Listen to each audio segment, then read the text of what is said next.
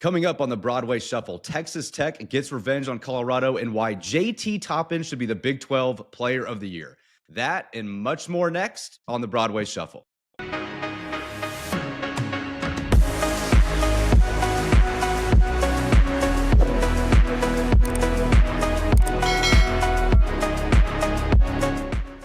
Welcome to episode 58 of the Broadway Shuffle, wherever you may be and however you may be listening. We are glad you are here with Zyler, Clayton, and Conrad.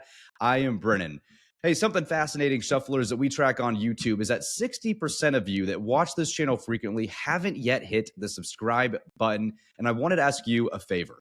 It helps this channel so much. If you choose to subscribe, it helps us get bigger guests and it helps us make this show bigger. So if I could ask you one favor, if you have watched the show before and you enjoy the Broadway Shuffle, we would ask you to like this video and subscribe to our channel. Thank you so much. And we promise to repay that gesture by making sure that we do everything we can to get better and better and better. That is a promise that all of us are willing to make to you shufflers. So with that, Zyler, sorry, go ahead. Yeah, and if you don't like the show, also subscribe. It's always good to have a good hate watch. Yes. So if you like it or you hate it, feel free to follow along. Yeah, dislike this video, but still subscribe. And then tell us why you don't like it in the comments. Yeah. All right, man. Well, I am here in Lubbock. Just got back from the Colorado game. So if you're listening to this on Thursday morning, we are recording late Wednesday night live reaction to what took place in the USA. A complete dominant performance from JT Toppin. We'll get into a little bit why we think he should be the Big 12 Player of the Year. But want to start this episode with Conrad Mills first. You might be wondering why we are talking about revenge on Colorado. No, it doesn't necessarily replace the football result, but Conrad Mills endured a level of bullying that really just no man should have to deal with when it comes to Colorado fans back in November. If you're watching on YouTube, you might notice a little Pillsbury Doughboy behind him. That's because that became Conrad's nickname for the 400 plus Colorado fans. So Conrad, this was personal for you, man. I'll let you go first. Just enjoying seeing the Colorado Buffalo lose. How'd it feel? And does this redeem the loss in November for you personally? Yeah, since November 9th, 2024, every single night I have gone to bed with the comments of the Colorado faithful in my mind. And tonight they were vindicated. We absolutely obliterated the Colorado Buffaloes and the Colorado internet fans that really aren't Colorado fans because they just love Deion Sanders and Shadur. Probably will not be in our comments this time. But, for me, it was personal. So I was on the edge of my seat. Every three that went in was it was nice to see, but it was something that, Colorado, a new, I guess, an old foe coming back to the Big 12. It was good to beat them. But for me, man, it was personal. So I'm glad we were able to beat them. And I'm looking forward to doing that for many, many years to come. But Pillsbury Doughboy is the victor tonight. And Colorado Buffaloes going back to Boulder as losers from Lubbock. And that's something that they honestly probably would have done if the referees would have been a little bit better in November, but we'll leave that there. And if you want to go see those episodes, you can do that. But yeah, it was a good victory tonight. And I'm thankful for that. And I'm looking forward to seeing how we can continue to maybe make this a one-sided rivalry. What do you guys think? I would love that. And Conrad, I hope the Colorado fans that are in their basements, eating their mac and cheese and drinking their chocolate milk, commenting on our videos are going to be and their Twinkies. And their Twinkies. Can't forget the Twinkies are commenting on this one as well. Z, overall to the game, JT Toppin, man, just dominant. You texted us, mid-game, like, man, this guy, is he going to be Big 12 Player of the Year? Do you think that JT Toppin should be the Big 12 Player of the Year? Yeah, I need to open with an apology. I have not been spewing enough propaganda about JT Toppin being the Big 12 Player of the Year. That's on me.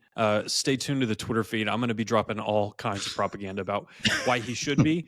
And even if he shouldn't be, I'm going to be telling you why he should. So yeah, man, just an absolutely dominant performance. He is just pretty much guaranteed for 20 and 10 every single night at a minimum. Completely dominant right now. They didn't really have an answer for him. He's hitting 3-point shots. He's hitting 2-point shots. He's hitting free throw. Like, he's just pretty much an unstoppable player right now. and Colorado couldn't really do too much on that end. I mean, defensively, maybe he struggles a little bit, and I thought defensively you got a bit exposed tonight. I think your post-up defense maybe needs some work. I would have liked a few more doubles and force those guys to make some threes. But yeah, and another thing I do want to note: Colorado's leading scorer was out tonight, so you did get a bit fortunate there to not have to deal with him. Hopefully, he gets better and he's ready to beat TCU. That would be excellent. But yeah, great performance. I know Clayton will probably talk about the seeding implications here in a little bit, but glad you kind of shored everything up, and good win for you tonight. Avoided a bad loss. Yeah, Clay, you're looking at this when you needed it. I mean, with how hot BYU has been and Arizona's still winning games, having a top 4 seed in the Big 12 tournament is so important because you get the double bye. You were able to secure that tonight. So even though it kind of felt like, oh, it's Colorado, they're last in the conference, it's really not that big a deal. This was actually a very big win. The guys came out and played like they knew this meant something. Yeah, for sure. It's really nice to get the double bye locked up with a game to go. But even worse than than having that hang in the balance in the last week, this would have been just a really bad loss for your tournament resume. I think it would have been quad 3. But yeah, I mean, it's incredible to get that locked up. You're on path to finish second in the conference. And with the 20-game schedule, it's such a grind. I think it's really important to get that double bye to get the guys some rest. And then, whatever team you're playing in the quarterfinals, I guess would be, even if you lose that's not necessarily a bad loss. And honestly, the committee probably has their seeding for at least the top 4 seeds locked up by the time you even tip off. Yeah, let me ask you this question. If you're Texas Tech and McCassin, you've had D5, you've had Chance, kind of miss games, Toppin's battled some injuries. If you were to rest guys for Arizona State and really give them time off, would the committee look at that and go, hey, they weren't at their full strength, a loss in that game really isn't that big a deal? Or do you still very much need a win no matter what on Saturday in Tempe to justify potential 2 or 3 seed? Like, is that game still super important when it comes to seeding implications? Yeah. I feel like yeah, go ahead, Zyler. You take this one. Yeah, it's a weird seeding year, and if you follow along, Clayton will have some thoughts on this too. The difference between the last 2 seed and pretty much like the second to third to last 4 seed is maybe a game and a half on certain areas. So it's incredibly tight. I think this game did lock up a protected seed. I'd be shocked if you fell to the 5 line at this point, just with only a maximum of 2 losses left on your schedule. That just seems like it'd be too far of a fall. But you can finish anywhere from probably 15th or 16th overall to 8th overall. And so that game will be huge. Road wins are massive, and that'll be a Q1 game for you. Yeah, you'd really love to have that one. If you win that one, you pretty much lock up a 3 seed. I think you've locked up a 4 seed at this point, but that would be a nice game, and you should definitely try to win it. Yeah, and Clay, I mean, D5 and Chance looked fine Wednesday night. It's not like they were limping around. They looked fine in Lawrence. It's not necessarily. I'm just thinking out of pure precaution if they were to say, hey, this would give them essentially an 8-day rest window because you wouldn't play till Thursday now, no matter what. It's something the staff might think about. But if it does seem like it'd be a pretty big risk if you were to drop from a potential 2 seed to a 4. That does necessarily affect. But I wouldn't be surprised if maybe see him having the discussions of giving these guys a week off. I think it's something to think about. I definitely wouldn't rest him for the entire game, but try to get some other guys minutes, try to get Overton, Federico, probably more minutes than they would play. But yeah, with the 2 seed being open, I think if Marquette beats St. John's and Missouri beats Kentucky, then I think the last 2 seed will either be Tech or Wisconsin. So with the opportunity to get that, I feel like you have to go for the win. And then if you want to think about resting guys, I would do that in the Big 12 tournament. Because the Big 12 tournament really doesn't matter. I mean, it matters, but it doesn't matter when it comes to like seeding. Right. Yeah. I feel the tournaments matter more for like bubble teams trying to get in than seeding of top 4 seeds. And just so people are aware, if you don't know how the bracketing process works, the committee starts meeting on Tuesday night. So they're going to meet 6 days from now, and then they'll meet all day Wednesday. And so they've done probably 14 to 16 hours worth of work before most of the big conference tournaments even start. And that initial part that they do is the selection. That's why teams that do runs on, especially in big conference tournaments, if you do all your work Thursday, Friday, Saturday, there's a chance they've already selected the field. Now, the seeding occurs a little bit later. So that's where you can help yourself if you've already been selected.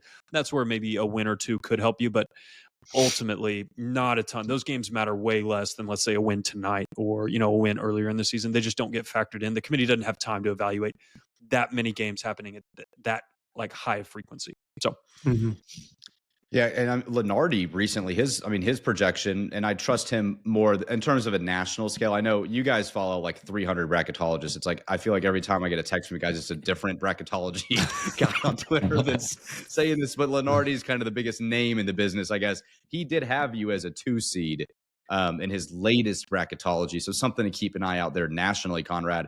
Two, that'd be your highest seed in the tournament. The 2019 team was a 3. So, this would be a massive opportunity for your university coming with a 2 seed into March Madness. Yeah, it's not something that I necessarily would encourage fans to expect at this point, but I do think you have a shot, right? And it's so contingent on what you do on Saturday, and obviously, as Clayton mentioned, what other teams do. But I'm interested to see how it finishes up, because if you can get a 2 seed, that just does make your path so much easier from even a maybe a 4. You're obviously not going to get a 5, but going from 4 to a 2, I mean, that's a big difference. Obviously, I know it's closed from a 2 to a 4, but at the same time, being a 2 seed, I think that looks really good for your university, but also at the same time, it's a reflection of how good this team is. And we were, after the UCF loss, we were thinking, oh no, what is this going to be? And now we're sitting here like, yeah, we could get a 2 and not really concerned about the Big 12 tournament. So yeah, I think a 2 would be fantastic to see. But again, like Clayton said, a lot has to happen for that to take place. But crazier things have happened in college basketball. Yeah. And one thing I wanted to say too is shout out to the crowd at the USA tonight, man. I mean, a Wednesday night game, Colorado, not a lot of reason to get up for it necessarily, but it was packed in there. The energy was great. I wanted to shout out David Hunter and Rhonda Hunter from Midland coming up to me saying, man, they love the show. They listen to every episode. So thanks to David and Rhonda. And then Judge Hadaway as well wanted a picture with me. And he said, we got to get the shuffler. So I'm trying to keep my head down a little bit, dude. But it keeps growing every time I show up and love it, guys. The fame is hard. It's getting tough. Yeah, dude. I can't What imagine. is your security detail coming with Yeah, you? Do you have a security team yet? I'm working on it. That's what Andrew's role can be with the Broadway Shuffle. Andrew can be your bodyguard. Yeah. His extra 7,000 more subs than us, I think. And he probably needs it more than I do. But anyways, shout out to David and Rhonda as well too. That was great. So let's get to March Madness quickly before we transition into something else that we're going to do tonight on this episode. We will have a slew of episodes coming out the 16th through the 20th leading into March Madness. We are going to go live on YouTube March 16th at 5 o'clock for a live reaction to Texas Tech's bracket reveal. So if you were at home watching Selection Sunday, make sure to go to our YouTube channel at the Broadway Shuffle so you can see all of us react live, get our thoughts, feedback. We'll probably go through a little bracket challenge, like give you maybe a perfect bracket right off the bat Sunday. Yeah. Then we'll be releasing an episode Monday, Tuesday, and Wednesday leading up to your Thursday or Friday game, and then reacting to every game after that. So your one-stop shop for all things March Madness and Texas Tech's run to the Final Four is here at the Broadway Shuffle. We can't wait to give you guys that. It'll be our first time going live. So stick with us. You might lose us for time too, but we'll figure it out. It's going to be a lot of fun either way. So I need people in the comments to tell tell Conrad how excited you are for this, because he's deathly afraid of it. He doesn't want to go live. He's worried about it. I want you to tell him how excited you are and that there will be more than 2 viewers that hop in. We'd really appreciate that. So let Conrad know.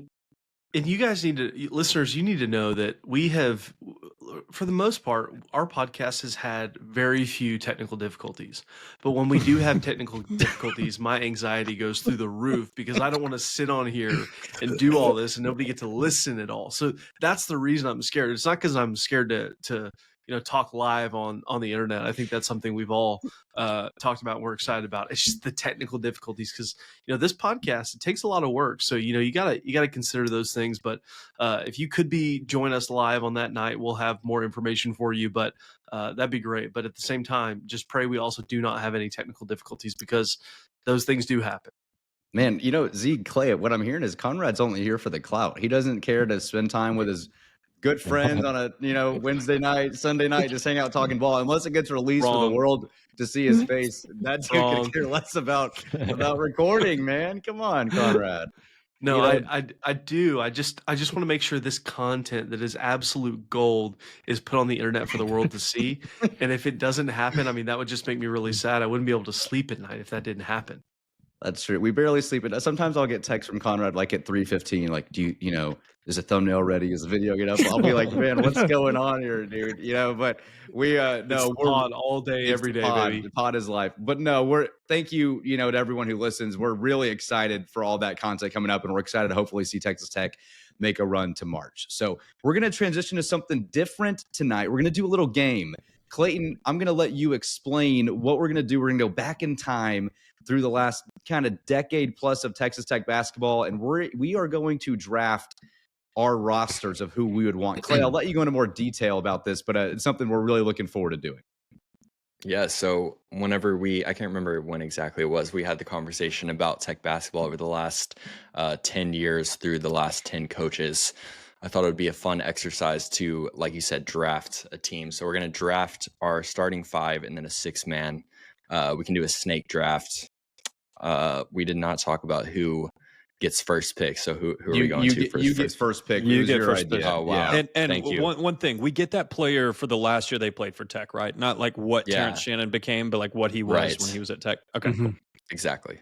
So Okay. if I'm getting first pick, I will take Keenan Evans. I think he's easily the best player that I've seen at Tech. No disrespect to some other guys, but before his foot injury, he was virtually unguardable. Even after that, he was really tough to stop. So I'll take Keenan Evans. That's a great pick. You really can't go Yeah, wrong. I mean, thank I think Keenan, you Mhm. could make an argument for Culver and maybe some guys, but Keenan clearly was the best player this program has seen in a long time. Agreed. I like it. All right, Yeah. so you get second pick. Yeah, I'm going to take the only Ken Pom player of the year you've ever had in your program's history. That will be Jarrett Culver, circa 2019. He will be my first selection. Conrad, Another good pick. I'll take the last pick, man. I'm the host. I'll go last out of. I need to humble myself a little bit. Correction, we are all co-hosts. You are just the one who talks the most. Yeah, that's fair. I will a little bit of recency bias here, but I have to take JT Toppin. His story's not written yet; it's not concluded, but I'm going to take JT Toppin. The dude is an absolute freak on the floor, and he's unbelievable. He's rebounds, he scores, he does everything you want. So I'm going to take JT Toppin. Some may think that maybe a reach, but I'm going to go with my boy JT because I said at the beginning of the year that JT Toppin's taking me to the top. So I got to take him with the 3rd overall pick. And I don't think Clayton, that's a you reach. described this is like for the last 10 years, right? Did you say that or did I miss that? This is an Yeah, all-time. last 10 years. Since the 15-16 season. Okay, First one cool. that we made a tournament. Yeah, so I can't pull out like Jarius Jackson. That's No. not Yeah. allowed. Yeah, that's No. tough. Y'all are gonna hate me for this, but I am gonna start my roster with what I think he will become. I'm going Christian Anderson. I knew you were Wow. going to do that. Let's go. I'm not That's gonna crazy. let you I'm not guys mad at it. steal him. I'm not mad at it. Because I know, I mean, some thoughts I was like, and I won't say who because I don't want you guys to think about him, but I'll go Christian Anderson with my first pick, 4th overall. And That's you a get good to pick, go. man. You get to go again. And I get to go again. Okay, so I'm going to fill my backcourt. I'm going TJ Shannon next. I think that Shannon is at 2. That's or maybe even a wing 3, however you want to play it. I really like TJ there, and I want some athleticism because Christian's a little small for now. That's a great pick. Fair. Yeah. Yeah. Conrad, All right, Conrad. your boy Yeah, Kevin I'm gonna Overton, go- you up next. Conrad's favorite player. My boy KO. KO. He's my 6th man. Don't take him before my 6th pick. I'm gonna go. Let me go. Oh, this is tough. Let me go Zyler Smith. Wow. I'll take Zyler Smith. Wow. Yeah, maybe Wow. a reach, but I'm a That's a believer in reach. Zyler. That's a reach. Okay. You think? I'm gonna take We're gonna have Zyler. a hella athletic lineup. Yeah, Exactly. I like Dude. it though. I am torn here. I think there's a lot of different ways I could go. I'm going to really lean into the wing presence here. I'm going to take. No, I'm not. I'm not going to take him. Yes, I am going to take him. He's just. I always liked him when he was here. I thought he was a really good player. I'm going to take Kevin McCullough. Wow. Dude. Okay. I mean, look, if you look at 2022 Kevin McCullough and like even 2022 Shannon, who I picked as well, like those guys, dude, became studs. They became studs. Like Kevin became a very good player for you. All Big 12 type player, so Great I defender. like that. One of the I best like that defenders pick. on this list. Yeah, I like that pick. Mhm. I think Clayton's going to take who I thought about taking. All right, I got 2 picks in a row. My first one, I'm going Jamias Ramsey. Yeah. Backcourt is going to be disgusting.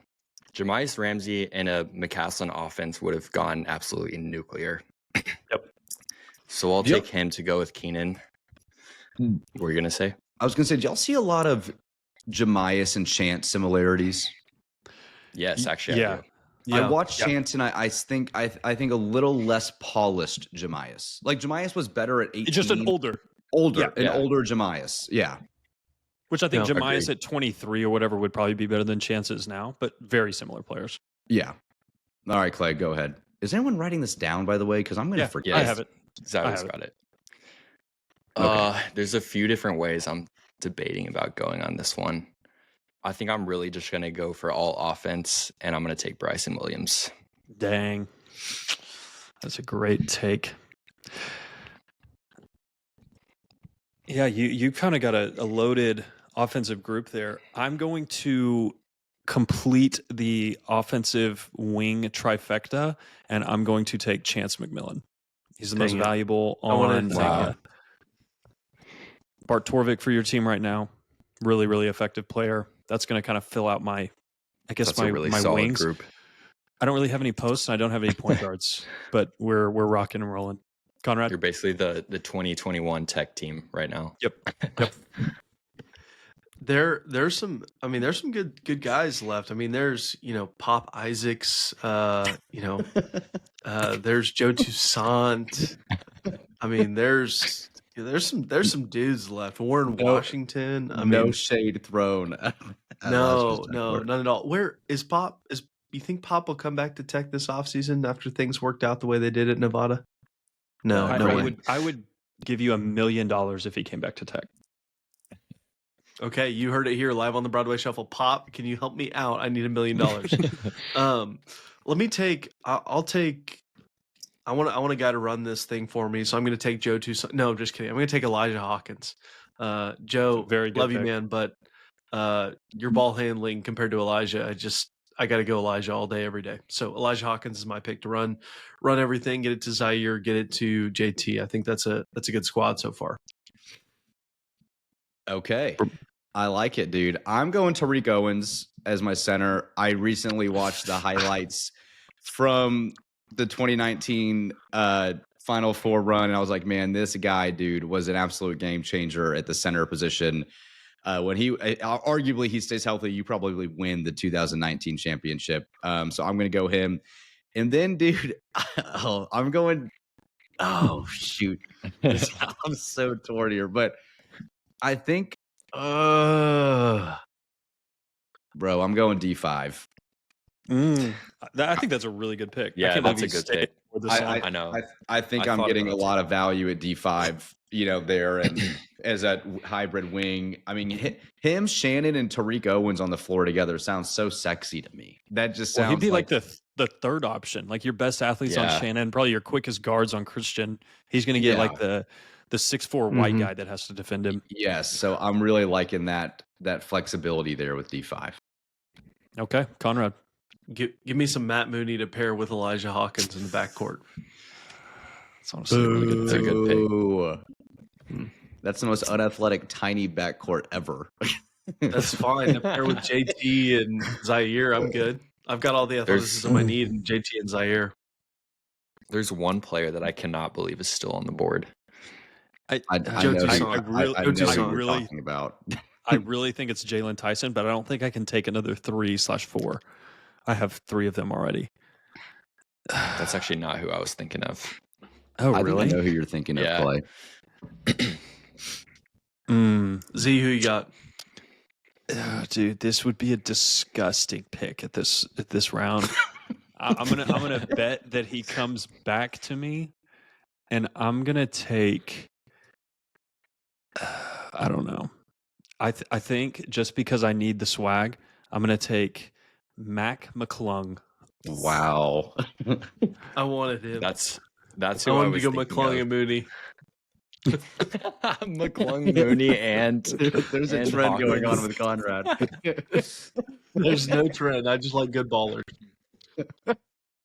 Okay, I think Clay's up. All right, I got my last 2 picks in my starting lineup. Let's see. I feel like I have offense covered, so I really need a defender. I'm going to take Micah Peavy That's a just very for good his positional. athleticism. But he's like a stud now at Georgetown. Like I has an know. offensive game, like can hit shots, can hit free throws, like very good Yeah, player he's now. good. All right, and then I got one more pick. There's 2 guys I'm debating between. I'm gonna reunite the 2022 front court, and I'll take Kevin O'Banner. Nice. That is a Dude, great that's a 5. name I was looking at. And I'm like, oh my gosh, I kind of forgot about KO, dude. The OG. Dude, if you get KO. 2022 KO was such a valuable piece. So good, man. Yeah. Man, this is just so nostalgic doing this. This is awesome. So I don't have a 5, and I don't think I have anybody that's taller than 6'5" on my roster right now. But my options are Norrance, Zach, Santos Silva, and Warren Washington. I think what I really need, I don't want Warren because he's going to get hurt. I need the heart and soul. We're taking Norrance Odiase for my Yes. 5. Let's go. Welcome to the team. Welcome to the Physicality, team. dude. And if you haven't watched Norrance's interview, we have episode 56 of Norrance Odiase. So go listen to us talk to him. He was a great conversation to have. So good pick, Z. A fan of the show. Conrad, that leaves you. Oh, okay. I'm gonna go. You need a big shot. You need a guy who's built for Texas Tech. Who's everybody loves this guy, the Italian stallion Davide Moretti. Dude, Conrad's roster, right? I'm small, Conrad's- but I can hit shots. My team can hit shots. I've got some shooters. You do. Okay, quick Moody question and on here. Davide. What Kyler Edwards am I getting if I were, because it's like, are you getting 2019 Kyler, or are you getting like Houston Kyler, or the You're not getting Houston Kyler. But even Kyler in 2021 on Tech was like solid. He was a solid player. still good. He was I still feel like Just the higher best usage. basketball he ever played at Tech was his minutes in the Final Four and in the tournament. It was. Like He was that, fearless. that was his peak. So because of that, I'm not picking him. I'm gonna go, dude. I mean, Tyson's still sitting on here. Man, I'm going to bully someone that can kind of come in and get good minutes that I want to start at my 3. And I think this defensive lineup will be good with the corner shot. I'm going Brandon Francis. Dude, I love it. It's a good pick. It's a good pick. I like the physicality of Brandon. I've got Christian, TJ, D5, Brandon, and Tariq. Like that's a very, versatile lineup right there. Oh, and I get my 6th man. Duh.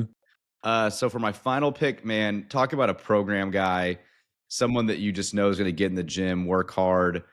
I'm going Zach Smith, man. That dude, I like the 6'8", the versatility, and he also developed a shot later in life. I'm going Zach Smith as my 6th man. Nice. Conrad, your final pick. Oh, it's between Pop and Joe. Who do you guys think I should take? Take whoever's smaller, dude. Put 3 guys under 5. Get your 6 small months. lineup, I do. Conrad. I'm gonna go Justin Gray. Good. Justin Gray. Yeah. You needed that. Okay, that's going to leave me looking back, seeing that some of these guys were still there, and I took Mac McClung and Norrance Odiase was maybe not, ideal team building strategy. They made it back to you, man. They did make it back to me. Underrated player that just had an unfortunate exit. I'm going to take Jalen Tyson as my 6th man. That dude can absolutely get buckets. NBA guy now. Definitely a really good player. Should have gone way earlier. Excellent. And I'm really happy that I got him as my 6th man. Yeah. I was hoping he would fall to me. But I'll take the last wing that's on the board. I'll take Adonis Arms. Nice. I like him. I loved Adonis Arms, man. He was such a G. Man, okay, so interesting things that jump out to me. Todrick Gocher, I feel like we just have so many players that have been in his role, but that guy was awesome. Especially during that time of Tech basketball. Like, he had some signature wins. Weird to see him not on a roster. I thought about him over Brandon, but it was just like because of the knowing of what Brandon did in the tournament and hitting big shots. It was like, yeah, you're right. Yeah. But I mean, Todrick had a better roster around him at the time. Yeah. Like his last year was that Tubby Smith tournament year. He really didn't have the opportunity to play with guys that have peaked necessarily like Keenan and all those guys at the time. So, but a great guy for your program. There's still a lot of names on here that are like Kyler didn't get drafted, Davion Warren, Joe Toussaint, Warren Washington, Pop Isaacs, like we said. But it is good to see, when you're doing this fun little game. I'm glad we did this because one, it's good to remember how many solid basketball players you've really had over the last 8+ years. And how many guys have made such a big impact on where you are today. This is a lot of fun. Anybody that's left that you would trade for? Like, would you take anybody that's up there for a guy on your roster right now? No. Conrad might. No, that's why I didn't draft Conrad him. might want to reconsider. I may trade. Who? You need some beef on your team, man. I was really considering Washington instead of O'Banner. I'm actually surprised that he didn't get drafted. I know he's like one of the only real fives that we have, and I don't have a real five. Okay, I was going to take Lawrence, but Zyler beat me to it before the pick before me. So, okay, so if you're listening to this episode, here's Clayton's team: Keenan Evans, Jamias Ramsey, Bryson Williams, Micah Peavy, Kevin O'Banner, and Adonis Arms. If you like Clayton's team, comment below who you think has the best roster. Zyler's team is Jarrett Culver, Kevin McCullough, Chance McMillan, Mac McClung, Norrance Odiase, and Jalen Tyson. Conrad's team is JT Toppin, Zaire Smith, Elijah Hawkins, Matt Mooney, Davide Moretti, and Justin Gray. Then my team, rounding it out, is Christian Anderson, TJ Shannon, Tariq Owens, Darion Williams, Brandon Francis, and Zach Smith. So let us know in the comments who you think has the best roster and maybe who your roster would be as well. We would love to know. But boys, for us, who do we think wins this little draft? Who do we think has the best roster? Conrad, go ahead. Sorry. Can we draft a coach as well? There are 4 coaches we've had. We can draft the 4 coaches. Let's draft the 4 coaches. Since I'm last, I have a really good feeling who my coach will be. But y'all go ahead. Oh yeah, it's my pick, huh? Yeah. Okay, I'll take Grant. Yeah, I'm gonna take Beard. Conrad, who do you got? Oh, this. I kind of want to do something outlandish, but yeah, let's take some Bob Knight. You're going far. I thought. So coaches, we can go back in time. We'll get 4 coaches. Okay. Well, then I'll go Tubby. I mean, I'll go that's Tubby. okay. So I'm It's taking 10 years, Billy I'll go Gillespie. Tubby. Yeah. I really thought you were going to say assistant coach interim Tom. head coach Al Pinkins. No, assistant coach Bob Knight. Okay, that's great. Yeah, I was like, let's go. If we're doing that, take Pat, take Billy, take Christian. Was it Christian Walker? What was his name? Chris Walker. Chris Walker. Yeah. Well, dude, I'll take Mark Adams, man. Hey, I think that team could work with Mark. Gentlemen Hey, aside, do you want to share your infamous? Do you want to share the conversation? I remember exactly where I was when we had this conversation. So let me tell you the story. Oh no, I was driving. I don't know if we want George this. Bush Turnpike in Dallas, Texas, and Brennan and I were on the phone, and we were talking about the coaching decision to let go of Mark Adams and to pursue a different head coach. And Brennan was not the biggest fan of the Grant McCaslin hire. He thought he was maybe too much of a wild card, I guess you could say, even though he had some success. So Brennan actually wasn't that big of a fan. He thought Mark should have been given another year. Brennan, you have the floor to defend yourself here in 2025 about that take that you made a couple of years ago. Okay, timeout. First of all, I didn't necessarily say that Mark should have been given another year. What I was saying is, like, I thought your program was in a place where you could have gone after, like, hey, could you call Jay Wright? Like, maybe I just thought too much of the program where I was like, could you go get a dude that's already won? You've got the facilities. You've had the success. Like, could you go get a massive guy? I love Grant. I thought he was a good hire, but I was kind of expecting us to shoot for, like maybe a top 10 coach all time and see if they'd come to Tech. That was my only thing. Clayton, me and him had the same conversations. We were living together at the time. And I was like, I don't know, man. Like, I'd love it for us to go massive here, But I do think that Mark had with what he had to do in 2022. I know it was a lot of Beard's guys, but like how shocked your program was to have the year you still had with Arms and Bryson and some of these guys coming in. Like, it was still an impressive coaching job, and it was still a great season. I know the next year turned unfortunate. There are some things off the court that you might, not want your head coach to be doing, but nonetheless, just a few. I thought 2022 he had earned. I mean, he won the Big 12 Coach of the Year. So I was mainly defending that season as much. So look, I'll happily take Mark. Maybe not happily, but I'll take Mark as my head coach. He's a good ball coach. He knows basketball. He's a good ball coach, dude. Yeah, he's a good ball coach. Brennan, that was fantastic job sidestepping the accusations that were levied against you. Congratulations. I've learned. I've watched some people on TV that are pretty good at it. So yeah, but okay, so let's go us four right here, man, real quick. Who do we think has the best roster, unbiased? You can't pick your own. If I'm not picking my own, I think Zyler's roster is pretty nasty.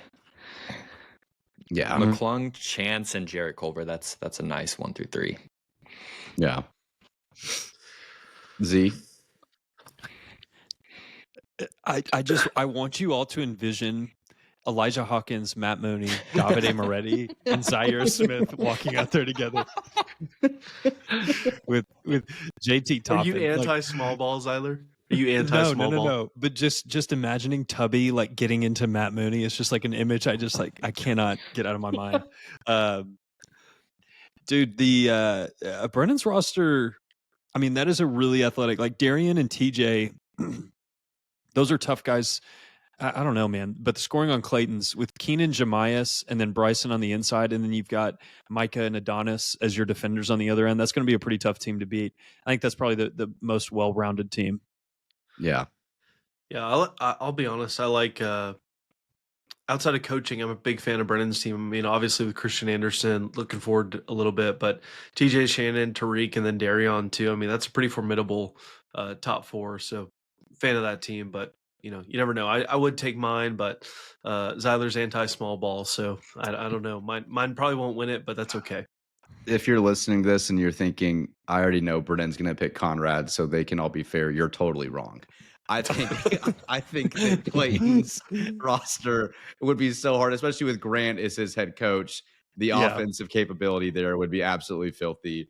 So Clayton, you win, man. You win the draft, at least here on the Broadway Shuffle, but we'll let the viewers decide what roster ultimately wins. Maybe, and we'll post them in the comments too, so you can kind of see it and like it, maybe comment on the thread there as well. So that was fun, and we got to do stuff like that more often. If you have any suggestions on what maybe we can do 2000 through 2010, we can do some football, whatever you guys want us to do, that'd be great as well. So as we get ready to close the show here, some quick notes from around the Big 12. TCU will remain without a season above 500 in Big 12 play in their history. So if you're a TCU fan and you're thinking, man, our basketball team has been pretty good. You've had some crazy moments in March. I know you've had some good games from Miles there, but you have not finished above 500 in Big 12 play. That is a wild stat. They've made the tournament a lot. And just think, this is the best it's ever been. Yeah, that's crazy. And that is wild. So TCU, congratulations. Conrad, I know you'd love to share some thoughts on TCU's under 500 play in the Big 12. Well, I'm not sure how good my camera is right now, but if you see the tears running down my face, it's tears of joy for the fact that TCU will not finish above 500 in the Big 12. There are very few things in life that make me happier than TCU not being successful at anything. So, which, they are good at some things every now and then, but TCU not finishing above 500 in the Big 12 is always a good thing to hear. And I hope that happens next year and the year after that and the year after that. And maybe Fort Dixon will come crumbling down at some point. You never know. One can hope. One can hope. One can hope. We can dream, right? I have a dream. Conrad, what a great episode for you. You get revenge on Colorado fans, and TCU finishes under 500 in the Big 12. You're just living a great life right now. I live for moments like this. And your hair is looking really good. And then thanks, man. I appreciate it. It's my best asset. It is. It really is your best asset. Okay, and then BYU beats Iowa State in double overtime. God, Z, these Cougars, dude, they are getting really hot. Yeah, dude. I mean, it's something that we've always been very pro Cougar.